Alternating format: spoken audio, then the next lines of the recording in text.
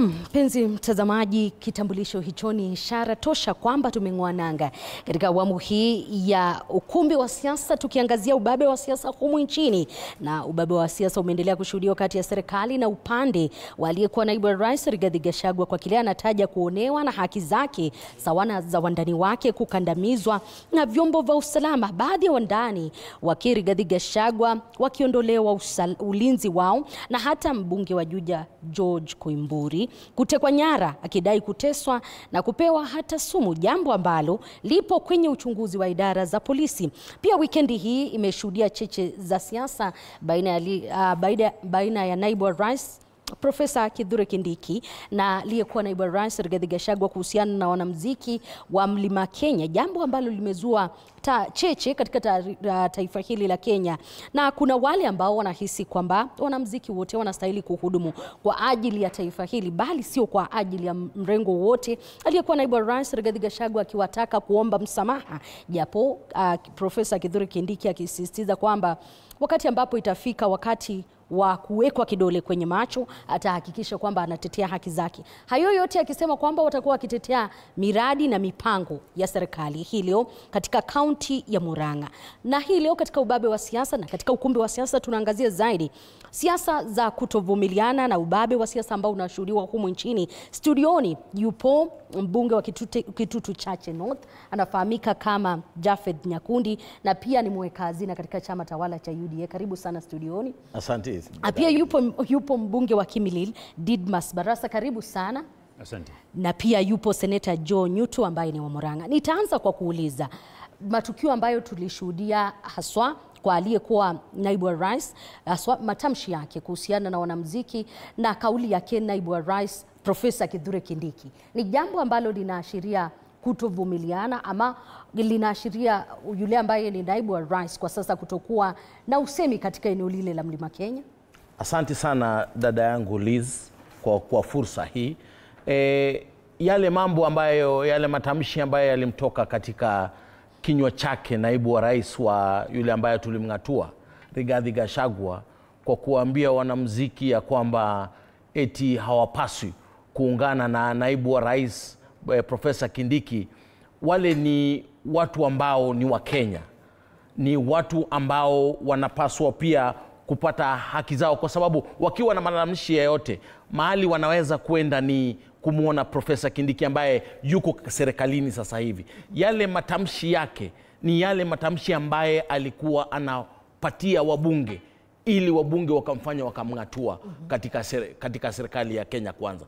Hayo ndiyo matamshi ambaye alikuwa anatishia wabunge na kuambia ya kwamba usiponifuata mimi nitakufukuza, usiponifuata utakuwa one term, usiponifuata sijui mambo mengi.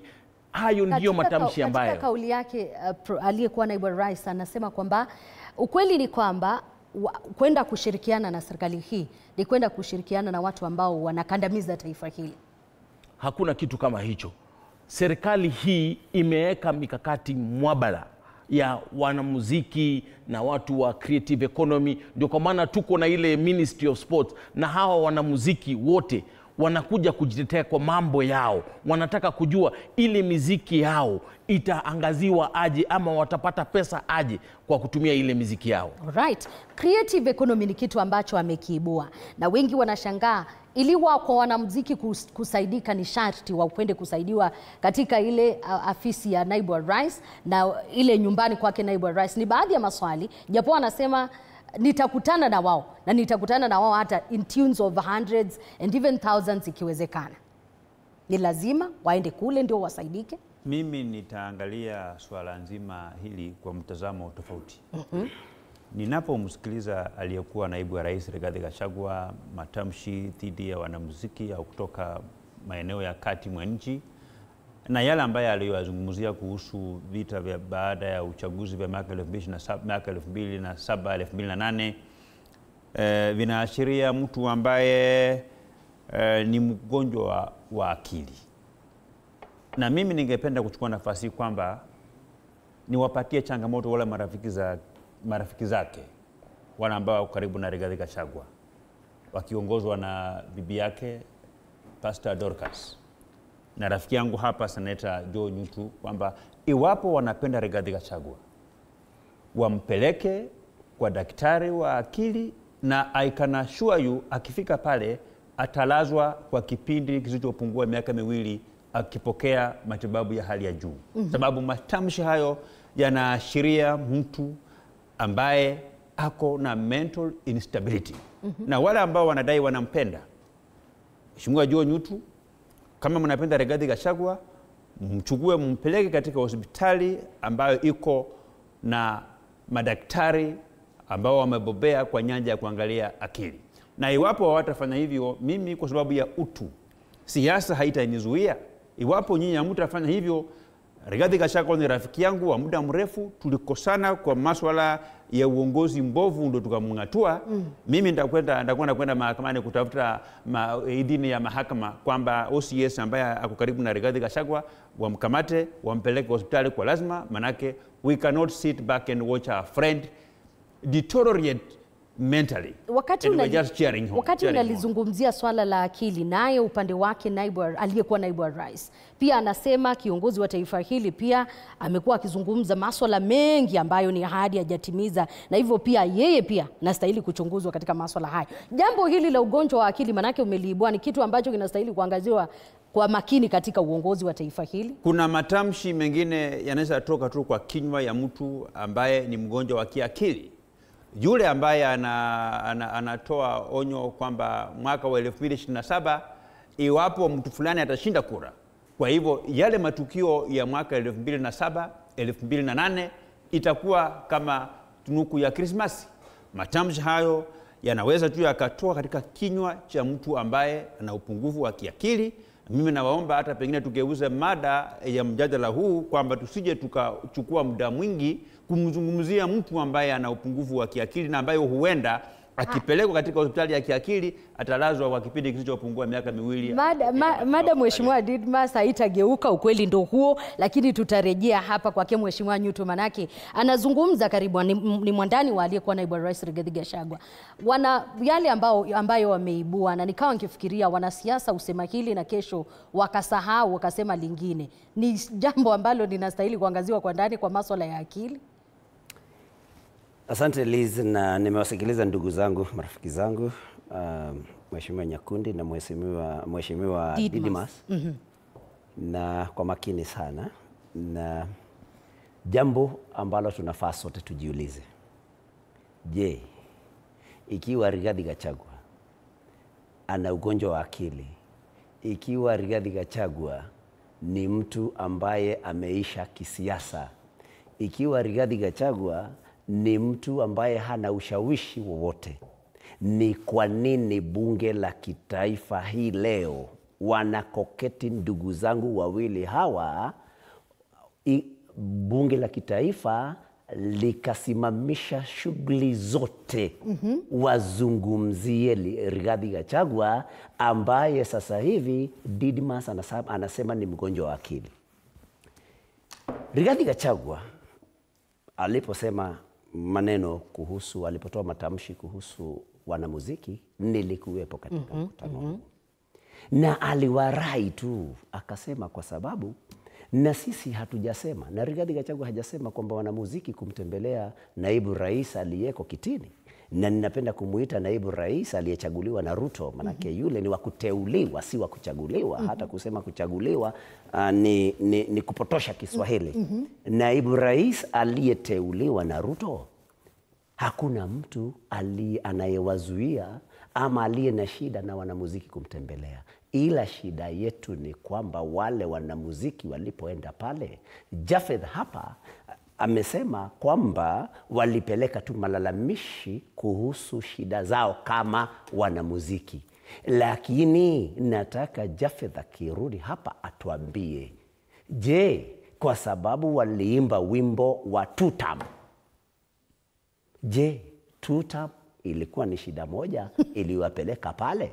Na kwa hivyo kilichomkasirisha Rigathi Gachagua na sisi wote ni kuona wanamuziki wetu wameenda pale kushughulikia masuala ya kisiasa, hasa masuala ambayo hayaambatani na haki za watu wengine. Na pili, tukabaki tukijiuliza, na umeuliza, Kwa nini ni wanamuziki kutoka mlimani peke yake waliofika pale? Kwa sababu ikiwa wanamuziki Kenya wana masaibu yale yatakuwa yanawaadhiri wanamuziki wote, na utawasikia hawa wakisema, hata rais mwenyewe jana amesema kwamba Rigathi Gachagua ni mkabila. Kwa nini wakaita wanamuziki wa sehemu moja? Lakini unipe fursa, labda sijui wapi, nizungumzie swala la Mheshimiwa Didmas la kusema kwamba Rigathi Gachagua ni mgonjwa wa kiakili.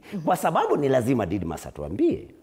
Yeye amemaliza majukumu yake ya ubunge, ikawa kwamba sasa amekuwa ni mtaalamu wa magonjwa ya kiakili, mpaka kwa sababu nasema hivi, na namheshimu sana, tumekubaliana sisi hatutatusiana, lakini ikiwa anasema kwamba atalazwa kwa miaka 2, anaongea pale kama daktari. Na kwa hivyo lazima atuambie kama aliweza kusomea udaktari.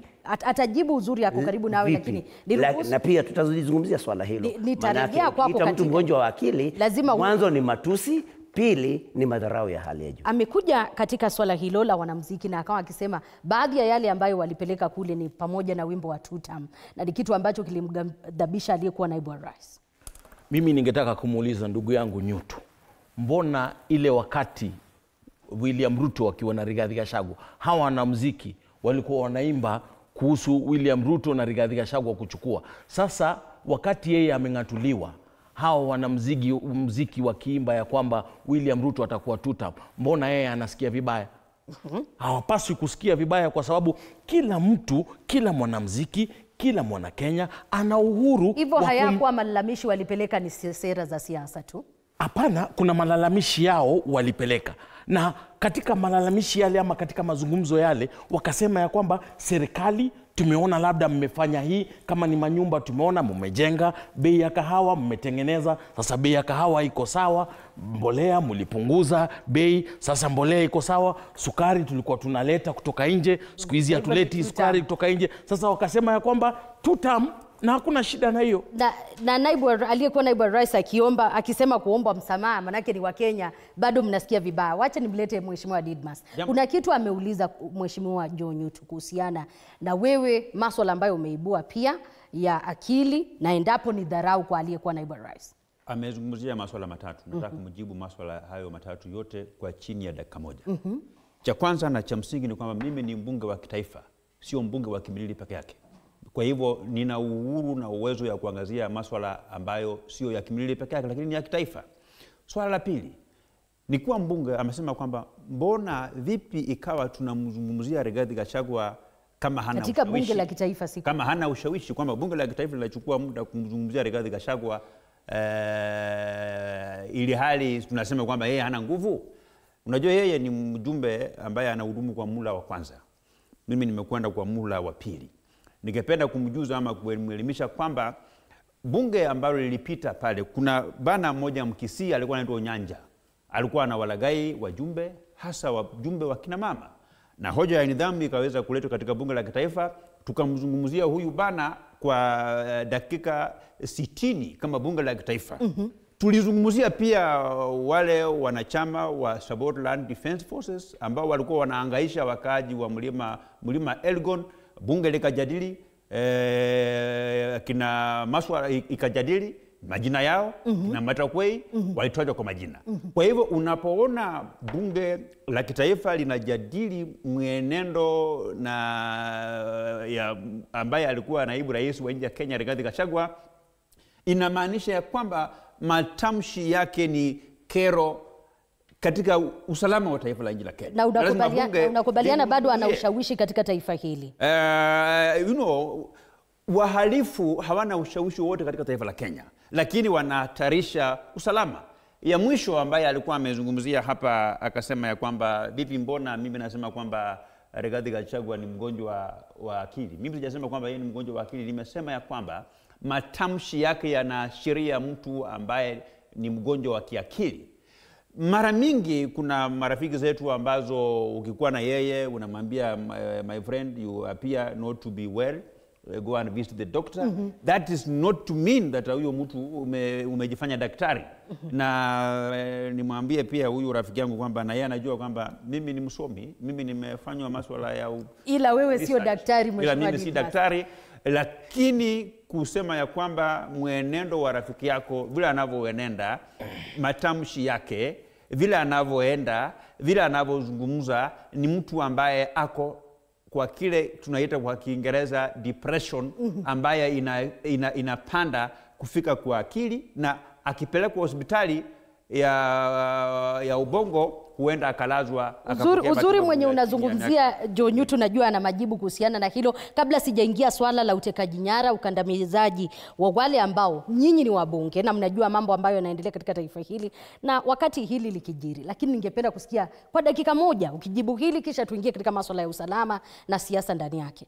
Jambo ambalo lazima tukubaliane na Mheshimiwa Didmas ni kwamba kama mtu anaelekea ana ugonjwa wa kiakili, na nafurahi kwamba hapa mwisho amekuja kukata yale ameyaondoa yale maneno ya kusema kwamba Rigathi Gachagua ni mgonjwa wa akili. Nataka nimpongeze, lakini nataka nimwambie na lazima akubali, kwa sababu ni ukweli kwamba ikiwa mtu ni mgonjwa wa akili, sidhani kama tukitoka hapa nje tukiwa sote tupatane na mtu ambaye akili yake kidogo ina shida, akisema jambo lolote, sidhani kama tutaenda kuzungumzia swala hilo kwa bunge.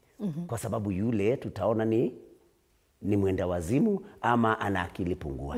Na kwa hivyo nataka niseme na tutakubaliana na rafiki yangu Mheshimiwa Didmas kwamba huwezi kusema Rigathi Gachagua ni mgonjwa wa akili, ilhali hata kama umezungumzia wengine ambao mliwazungumzia katika bunge, ilhali awe ni mgonjwa wa akili na bado tunamzungumzia. Lakini bado kama hatujatoka katika swala hilo la wanamuziki, Rigathi Gachagua, sijui kwa nini wale wanaomuunga Rais Ruto na Kindiki mkono wamegathabika sana na wamesinywa sana na matamshi ya Rigathi Gachagua. Gachagua alifanya tu kuwarai wenye biashara za vilabu kwamba kwa sababu sisi kama jamii walimotoka hawa wasanii tunaona kwamba wanatusaliti, akawarai kwamba wakija msiwape kazi ya kuimba katika vilabu vyenu. Kidogo Liz, ili hoja yangu isipotee.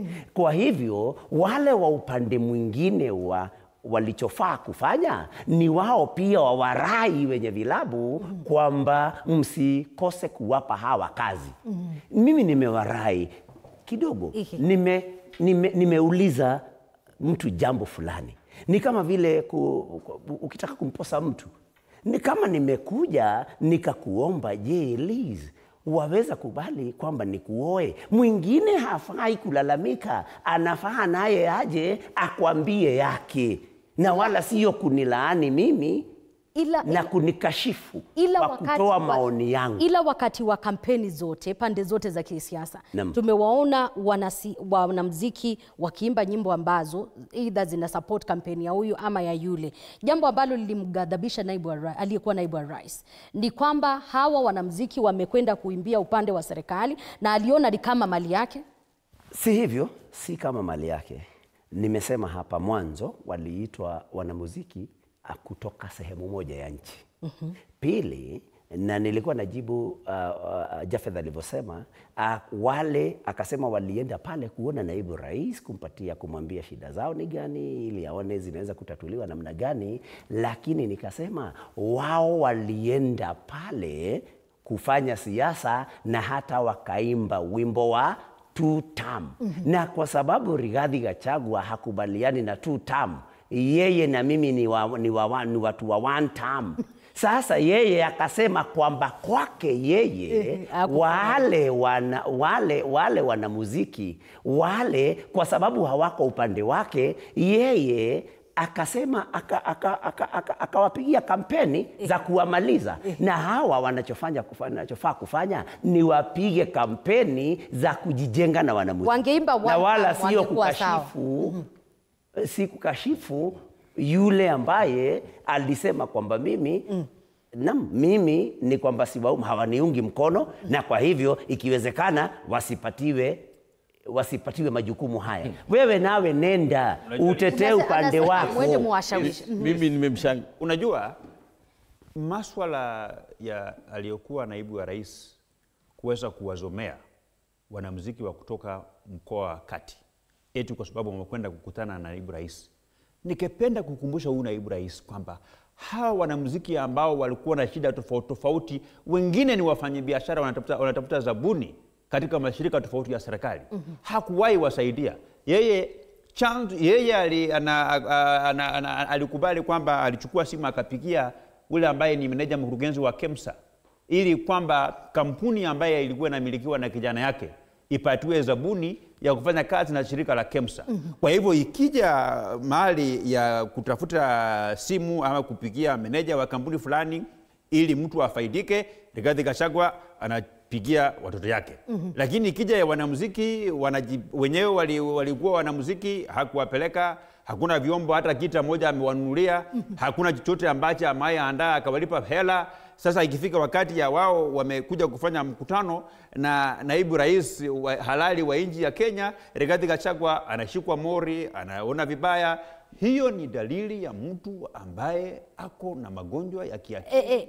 Swala la magonjwa ya akili until ishughulikiwe ndio tunaweza kuzungumza, lakini ndio tunazungumzia kuhusu mtu. Liz, matamshi ya Nyutu yamenighadhabisha sana, akisema ya kwamba ati hawa wale walimuona naibu wa rais, wale wanamuziki ni wasaliti. Wengine wao kama akina Ngaroya walikuwa naye kwenye ofisi yeye akiwa naibu wa rais.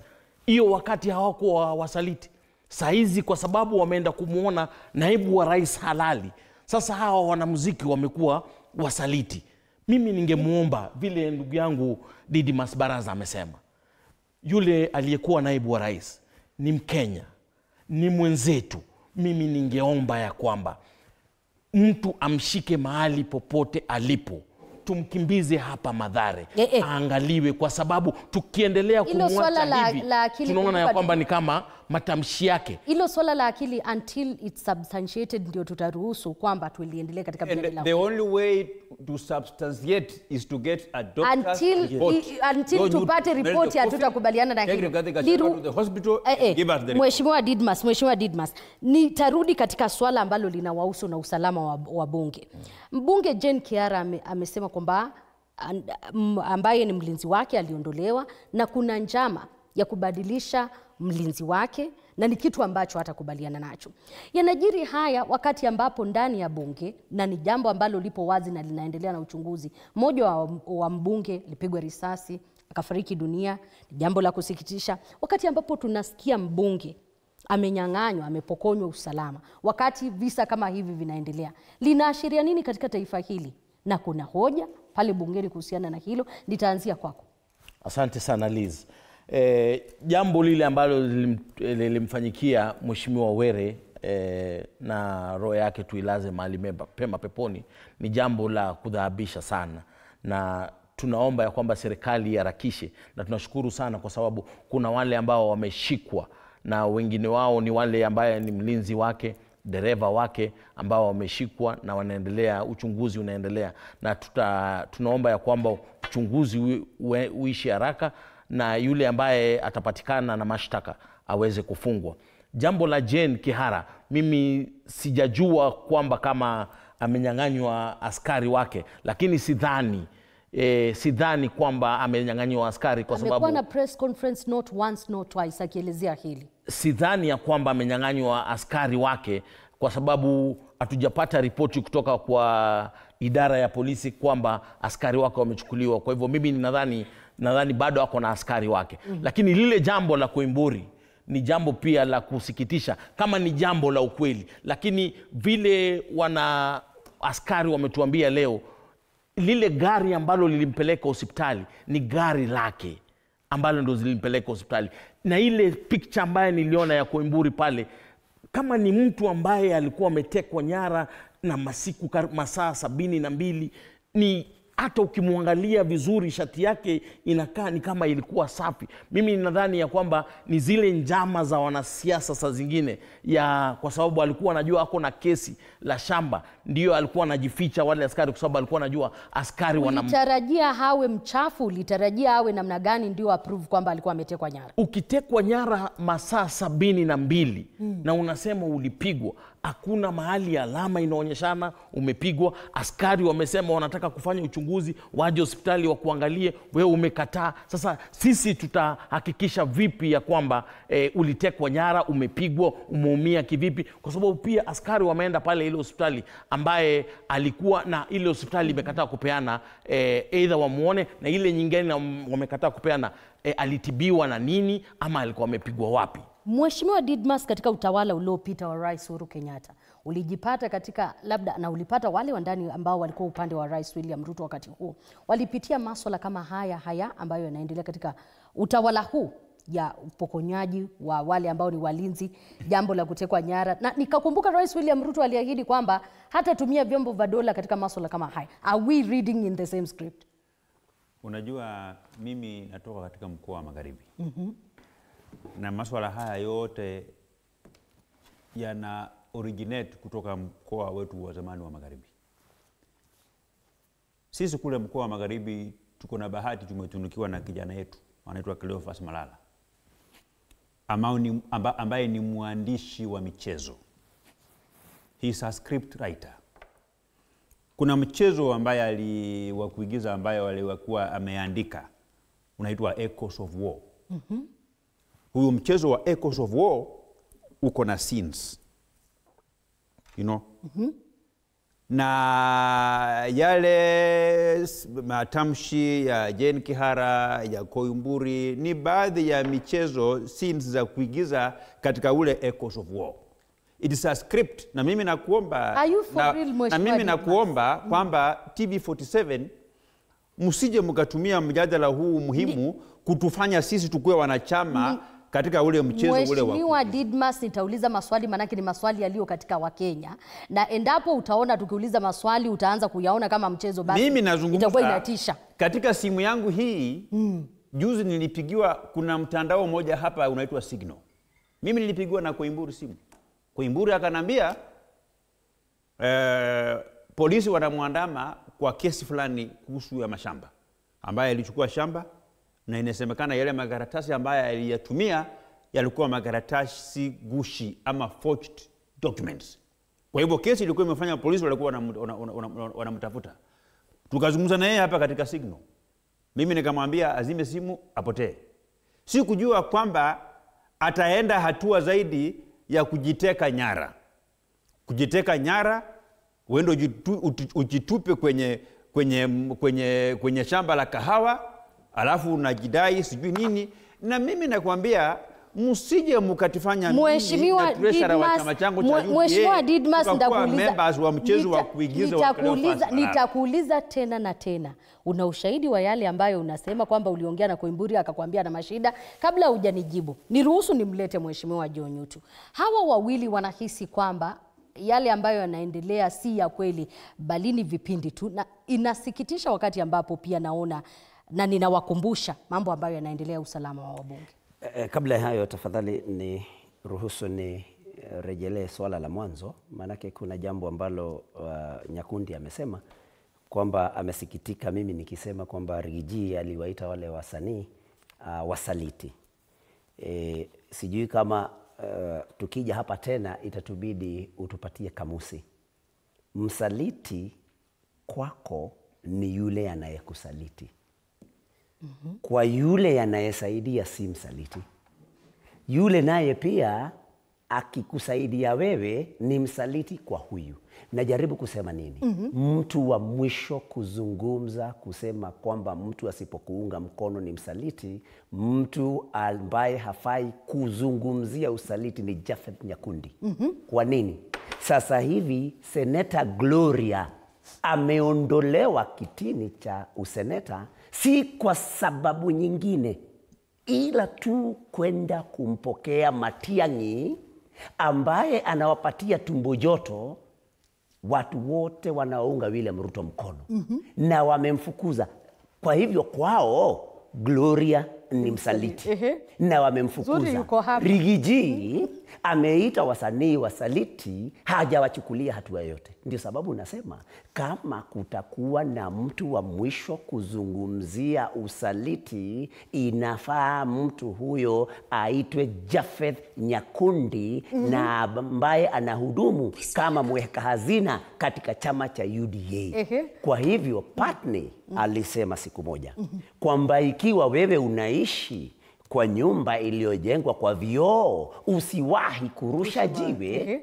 Kwa hivyo Japheth, namuomba sana, mambo ya wasaliti yakizungumzwa awe anakimya, anagoja yazungumziwe na wengine ambao wana uhuru wa kufanya hiyo, lakini ya mwisho. Naam, sasa wacha niingie katika swala la usalama wa wabunge na walinzi wao.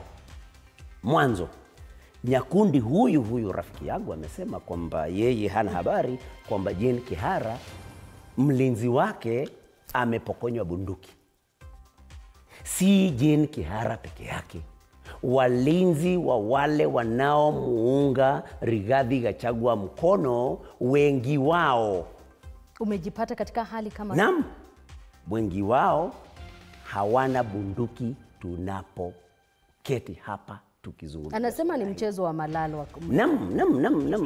Naam, mimi kitu ambacho siwezi kufanya ni kuja hapa kueleza uongo.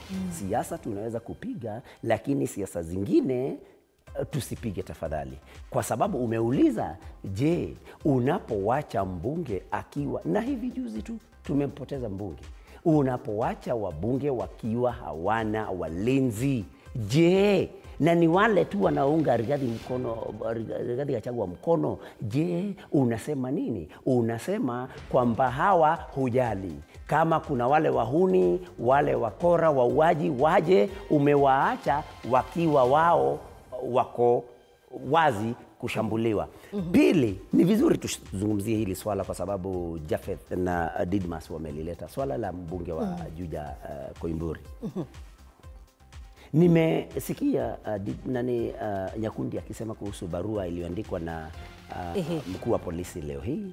Akasema kwamba mazingira ambamo Koimburi alipatikana hayakuambatana kabisa, hayakuoana kabisa na mazingira ambamo polisi walienda kufanya uchunguzi. Sisi kwanza hatuamini polisi wa Kenya. Na pili, lile ni shamba kubwa. Hatujui kama polisi walienda mahali ambapo Koimburi alipatikana ama walienda sehemu nyingine katika shamba hilo. Tafadhali lazima unikubalie nimalizie swala hili kwa sababu halafu niambie Nyakundi wakati akija hapa awe akiwa na ukweli wa mambo.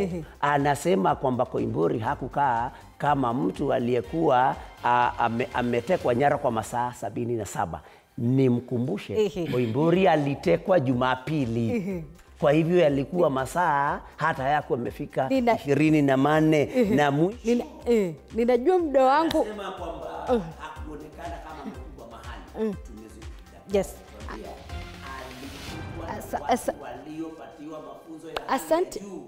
Watakupiga. Asante sana. Asante sana. Najua mlikuwa na mengi kuzungumzia kuhusiana na hilo, lakini uzuri nilikuwa nimeshasema kuhusiana na muda wangu ni saa 1 mpaka kwa sekunde 15. La kucheka nyara kwa Koimburi, ningependa serikali na polisi kwa hali ya juu. Kwa hivyo kwa sababu asante. Thank you.